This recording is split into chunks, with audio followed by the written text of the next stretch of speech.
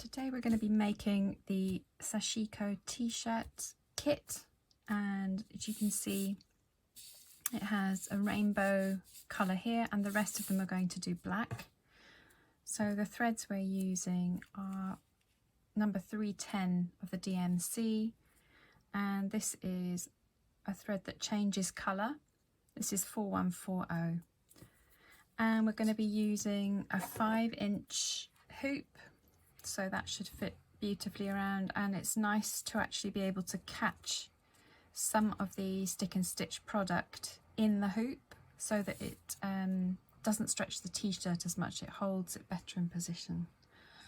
So let's get stitching.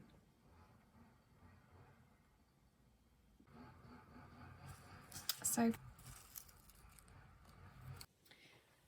if you turn the hoop so that the screw is on the top or the side where the fabric of the t-shirt is, the bottom of the t-shirt, and you have the top of the t-shirt nearest you, then it's easy to actually go in and do the work. So we have here the black and 3 strands, and we're going to start from the back and we're going to work circles.